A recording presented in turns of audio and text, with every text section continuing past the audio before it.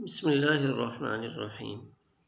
قرآن پاک میں اللہ تعالیٰ نے ارشاد فرمایا، یوم لا ينفع مال ولا بنون الا من اتى اللہ بقلب سلیم۔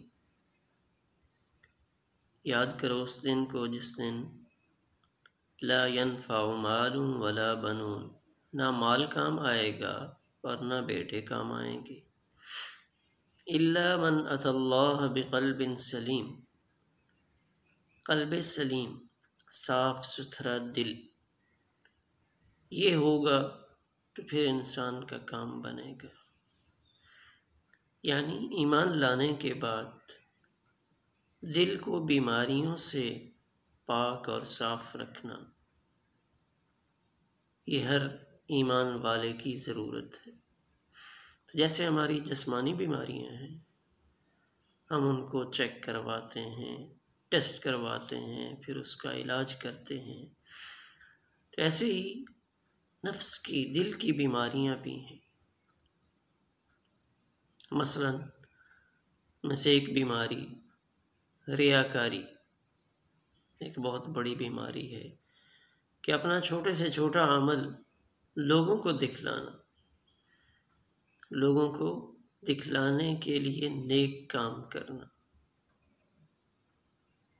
کہ لوگ میری تعریف کریں، یہ ایک بڑی خطرناک بیماری ہے۔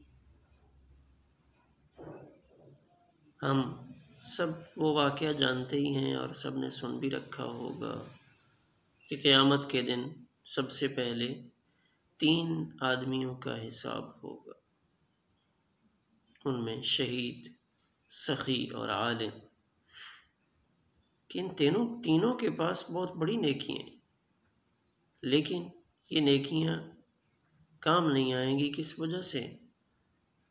کہ دل کی بیماری ریاکاری، اس کی وجہ سے یہ ریاکاری ان نیکیوں کو خراب کرنے والی ہے۔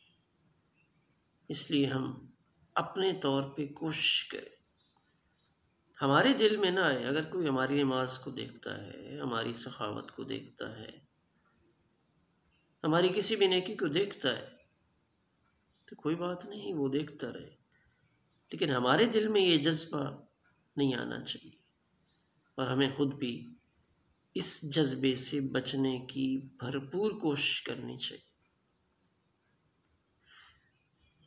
کہ ہمارے دل میں ایسی بات کبھی بھی نہ آئے کہ دیکھو میں نے تو یہ اچھا کام کیا ہے، لوگ کیا کہتے ہیں، لوگوں کی کیا رائے ہے، لوگ میری تعریف کرتے ہیں یا نہیں۔